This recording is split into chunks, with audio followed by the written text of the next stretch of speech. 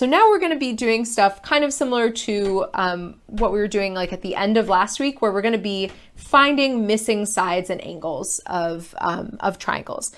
But there's a key difference here, which is we're now going to learn how you can actually use trigonometry to find missing sides and angles of triangles that are not right triangles. So in this section, and actually the next section as well, which is going to be something called the law of cosines, we will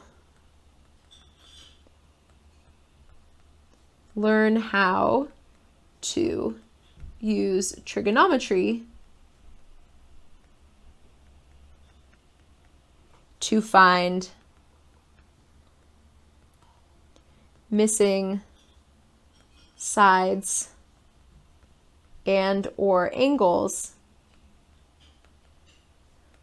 in triangles that are not necessarily right triangles.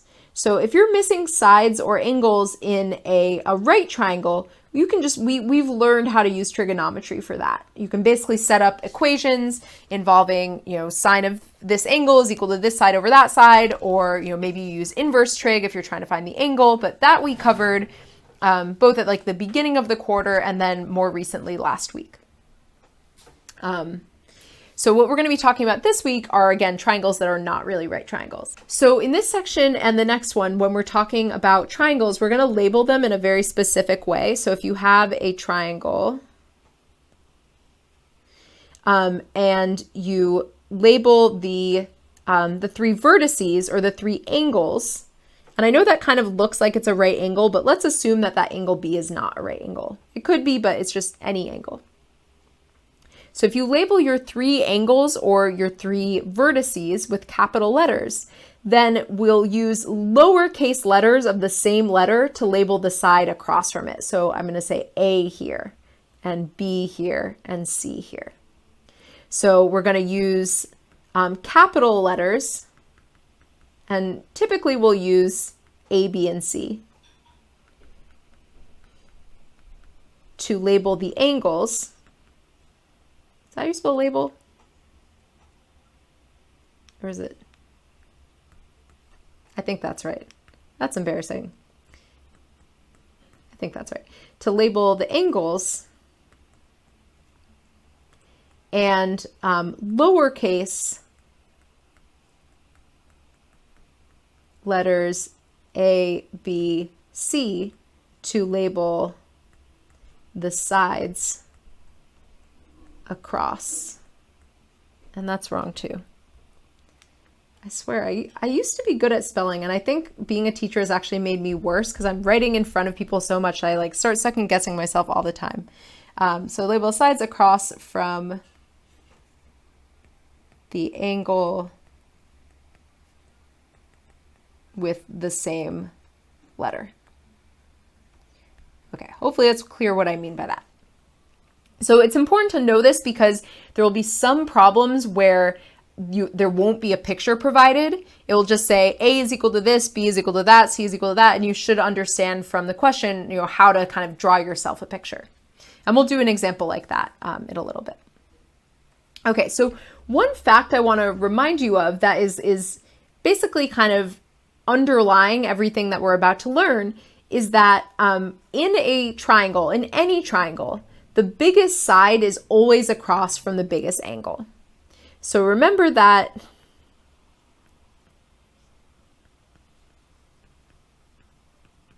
in any triangle, the biggest side or the longest side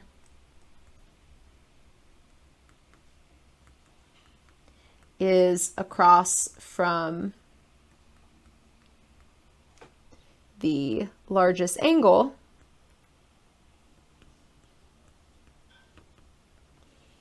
and the smallest or the shortest side is across from the smallest angle. And so this next rule that we're about to learn, that's called the law of sines, you can kind of think of it as like an official way of stating this idea.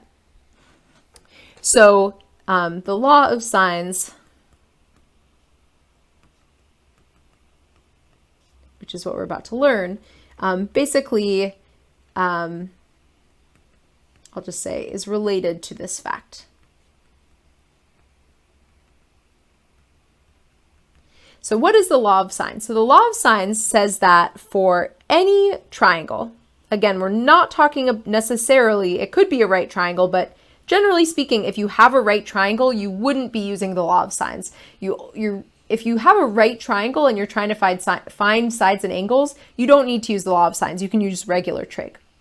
But yeah, for any triangle, if the three angles are A, B, and C, capital A, B, and C, and the three sides across from those angles are lowercase a, b, and c, it's always going to be true that if you take sine of an angle A, and then you compare that to the length of the side across from it, whatever ratio you get is going to be the same as if you took sine of a different angle and the side across from that, and that would be the same as if you took sine of the other angle and compared it to the side across from it.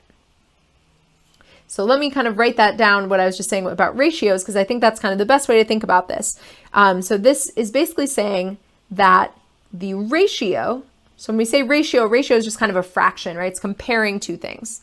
So the ratio of sine of an angle to the length of the side across from it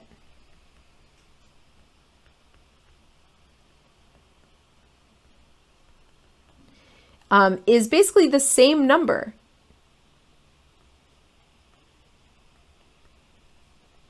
for all angles in the triangle. So if you have one triangle and you kind of compare what is sine of one of the angles across from one of those sides, you're going to get the same exact answer no matter which side and angle you choose. So even though the three angles are different, the three sides are different, what's consistent is the ratio of sine of that angle to the side across from it. So let's see an example of how you would actually make use of this. So basically, maybe let me just say one thing in general, which is that you can use the law of sines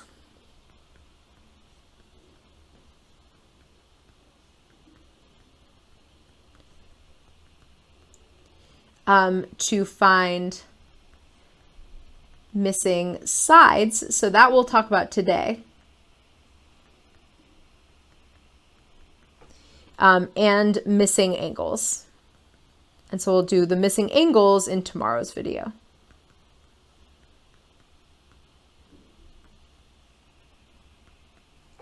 So we'll see that with angles, there's a little bit of a complication that kind of comes up. Okay, so let's look at an example of how this would actually work. So let's say that we have a triangle.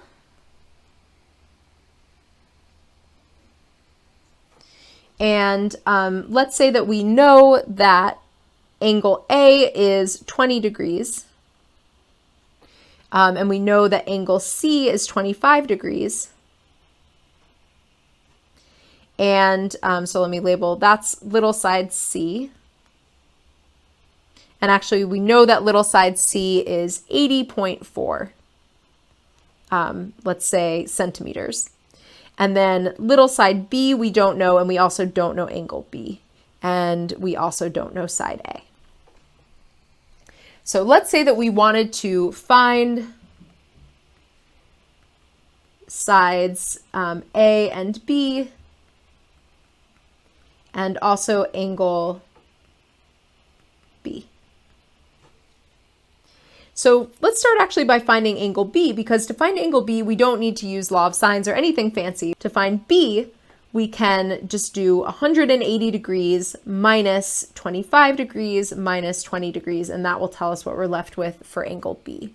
So that will give us, so minus 20 would be 160, minus another 25 is 135. So now we have that one. Okay, so how do we make use of the law of sines here?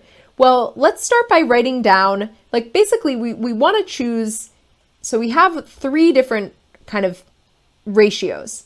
And when you're using the law of sines to solve, you basically want to write down one ratio where you know both the angle and the side, and one ratio that has something you're trying to solve for. So in this example, what is the one angle and side that we know both of them? It's C. So what we're going to write down is we're going to say sine of angle C, so sine of 25 degrees, divided by side length C. So that's sine of C over C is equal to, and then we can pick whichever one we want to find first. So let's say we want to find side A first. So we're trying to find side A, so we would also write down sine of angle A, which is 20 degrees, over side length A. So it's important, like for example, let me just show you something that would not be helpful here. If you were to write down sine of 20 over A is equal to sine of 135 over B, that's true, but it's not going to help you because then you have two things you're trying to solve for. So that's what I mean by, like, you have to kind of choose which part of the law of sines you're going to use. So you're going to use like one ratio where you know both parts and one ratio where you're trying to find a part. Okay, so when you're doing these, it's the same thing that I mentioned when we were talking about other trig stuff in the same kind of vein, which is that you don't want to go and type in sine of 25 and sine of 20 at the beginning. You want to try to kind of leave those in your equation until the very end so that you can type everything into your calculator at once. Because if you type everything into your calculator at once, you're not going to round as many times. Basically, every time you round and then you do another operation, there's a possibility that your rounding is going to get further and further off. And so to prevent that, we want to do all the rounding in one step. So how do you solve an equation that looks like this? One trick that's kind of handy to know is that if you have a fraction equal to another fraction, you can do something that's called cross multiplication. And it's basically the same thing as if I were to try to get rid of these fractions, I could multiply both sides by A and then also multiply both sides by 80.4, right? That's how I would kind of get rid of the fractions. And if you do both of those steps at once, what basically ends up happening is that you end up multiplying together these two things and these two things. So that's what's called cross multiplying. So if we cross multiply in this case, we would have A times sine of 25 is equal to 80.4 times sine of 20. And so we're trying to solve for A, so we just divide both sides by sine of 25 and we get 80.4 times sine of 20 divided by sine of 25. So that's what I mean by kind of leave everything in there until the last minute, and then you can type this all into your calculator in one go. And so if you do that, you should get that A is approximately equal to 65.1. Okay, so now we can go and find side B. So now we know that this is equal to 65.1. So now we can find side B. And so generally speaking, you want to work again with the information that you were originally given. So we're going to use the same first ratio of sine of 25 over 80.4. And the reason for that is because when we just figured out that side length A was 65.1, we had to round. And so again, there's just like a possibility that the more times you round, the further stuff is going to get off. So you generally want to start with, like, when you're setting up one of these equations, you generally want to keep going back to the information that was given to you rather than using the new information, just to kind of ensure that your answer is more accurate. So we're going to go back to the original known ratio, which is sine of 25 over 80.4. And now we're going to set that equal to sine of 135 over B and solve for B. And so it's going to go just like the last one. So if we cross multiply, so we get B times sine of 25 degrees is equal to 80.4 times sine of 135 degrees.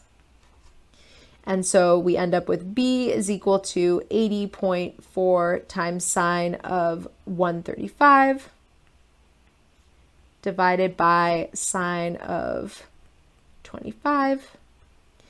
And that is approximately equal to, if you type that into a calculator, 134.5. I guess I should have done approximately equal to. So that's how law of sines works, basically. So I want to do a couple more examples. They're going to be pretty similar. One of them, I'm going to give it to you without the picture. So we're going to have to kind of come up with the picture ourselves to kind of practice like interpreting these labels that are given. And then we're going to do one that's a word problem. But in terms of the actual kind of math, it's really going to be very similar to what we just did. Okay, so let's do another one. So let's say that a triangle has an angle C equal to 50 degrees, an angle A equal to 35 degrees, an angle B, or sorry, side B equal to 16, and basically you want to find the remaining sides and angles. So if you felt okay about that last example, I would definitely encourage you to pause the video here and try it yourself. And then you can come back, or if not, you can feel free to just watch along. So when you're doing these, don't get too fixated on drawing your angles and sides perfectly. For the most part, it's not really going to make a big difference how you draw your triangle. I just kind of generally tend to draw like a pretty generic triangle because I never really know what things are going to end up being like. So I'm just going to say that's our triangle. So the capital letters, remember, represent angles. So maybe I can't tell which side looks, or which angle looks bigger. Maybe this one. So let's call this C. So this one is 50 degrees. And then that means this is A. So that's 35 degrees. And so that leaves us with this being angle B. And then we know that the side across from B is lowercase b. And so that's supposed to be 16 units. And so then the side across from A we can call lowercase a, and the side across from C we can call lowercase c. Okay, so I would definitely recommend, like, even if you feel like you can do this without drawing the picture, because there's a lot of them on the homework that are like this, where it just kind of gives you all the information, I would still just draw a picture. I think it's really going to make this kind of click a little bit better in your brain.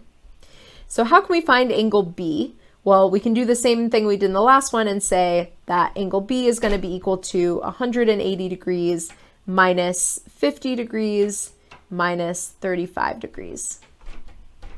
And so what is that going to be equal to? So 180 minus 50 is 130. 130 minus 35 is going to be 95. So we can call this, or say this angle is 95. Okay, so now we want to figure out, we want to find sides A and C, right? So again, we want to start with the information that's given. So we have sine of 95 degrees over 16. That's the kind of the ratio that we know for sure. And then we can choose which one we want to find first. Maybe let's start with A. So to find A, that means we're going to want to write down sine of 35 degrees over A. And so if we cross multiply, we end up with A times sine of 95 degrees is equal to 16 times sine of 35 degrees. And so that means that A is equal to 16 times sine of 35 divided by sine of 95.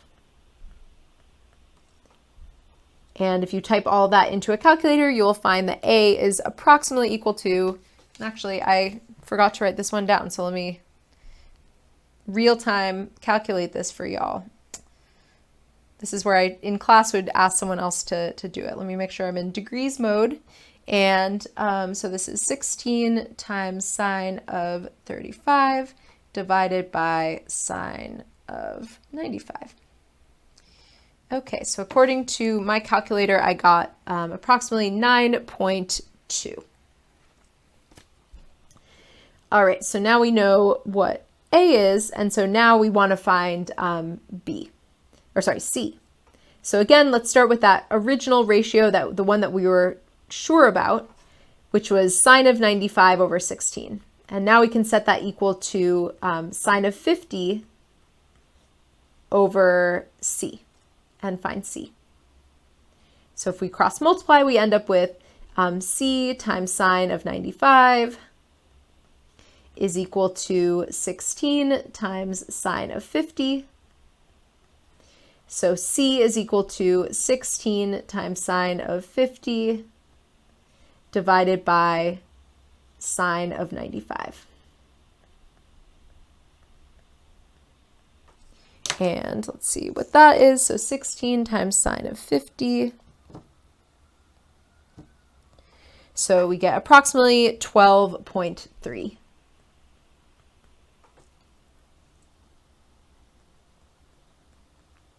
That's it.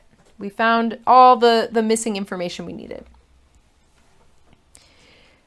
All right, one last example. So this one is going to be a word problem that we're going to have to translate into a triangle, and then we'll be able to use the law of sines. So it's kind of a wordy problem, but I will write it all out. So it says, a satellite orbiting the Earth.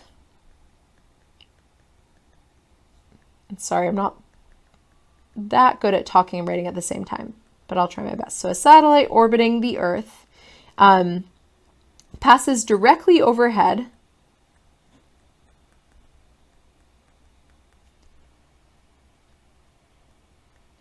at two different observation stations.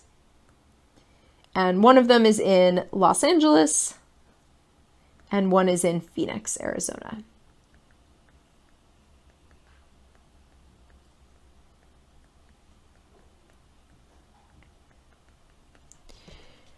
And so those two observation stations are 340 miles apart from one another.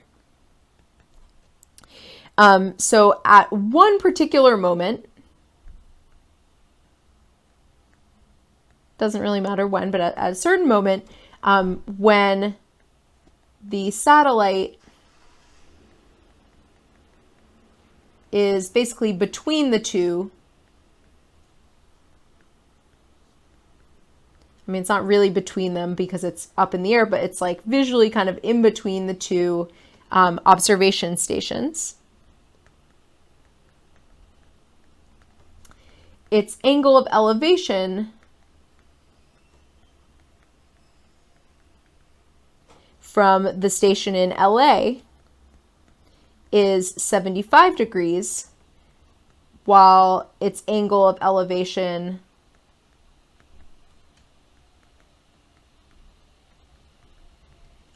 from Phoenix is 60 degrees. And the question is, how far is the satellite from LA?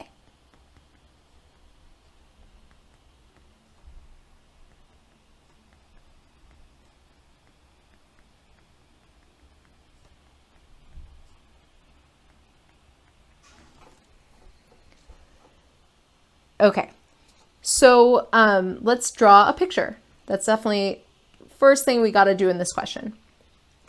So we have some, we have the ground, we have two different observation stations. So I'm just going to draw, I don't really know what an observation station looks like, but here is the one that's in LA. Here is the one that's in Phoenix. I also don't know what a satellite looks like. I should have paid more attention to this examples from the book, and they have like a nicer picture. I'm just going to draw a little circle in the sky because I don't really know.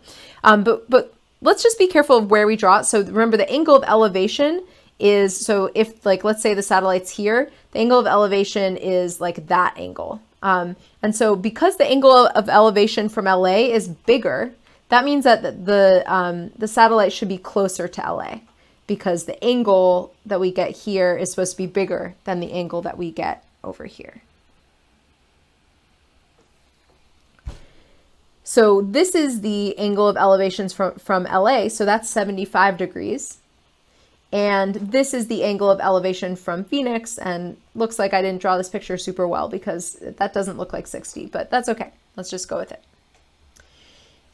So I'll label this because it doesn't really look like anything in particular. Okay, so the other information that we were given that we didn't write down yet is that the distance between these two stations is 340. And what are we trying to find? We're trying to find how far the satellite is from LA. So we're basically trying to find this distance, and we can just call it x. So in order to use the law of sines, we need to know what this angle is here, right? Because that's how we'll be able to make use of the side length that we do know. So how do we find that angle? Same way we found those other angles. So we can just do 180 minus 60 minus 75. And I think this is where we'll see how my picture really is not good, because so 180 minus 60 is 120, minus 75 is 45 degrees. So it certainly doesn't look like a 45-degree angle to me, but that's okay. Okay, so now we can go in and use the law of sines. So we know that sine of 45 over 340, that's kind of our base ratio. And so we're trying to figure out the length of side x. And so that means that we're going to want to compare that to sine of 60 over, over x, right? Because that's what we're trying to find, that side length x. So in this case, we could actually do this without using a calculator. And maybe let's do that, and then we can also type it into a calculator to get a decimal approximation. So if we were to cross multiply here, we would get x times sine of 45 is equal to 340 times sine of 60.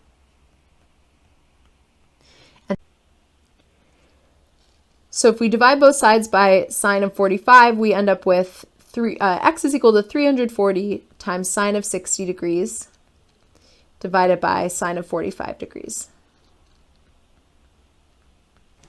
So in this case, because it's a 60 and a 45-degree angle, we can actually find those sine values in exact form. Whereas on the other problems, we had to type it into a calculator. But this one, if we go to sine of 60, so that would be a 60-degree angle, and we're looking for the y-coordinate. So the y-coordinate is root 3 over 2. So that means that we have, in the numerator, 340 times square root of 3 over 2. And then in the denominator, if we go to a 45-degree angle, in that case, the y-coordinate is root 2 over 2. And so that means that sine of 45 is square root of 2 over 2. And so if we multiply the numerator and the denominator both by 2, we end up with 340 times the square root of 3 over the square root of 2.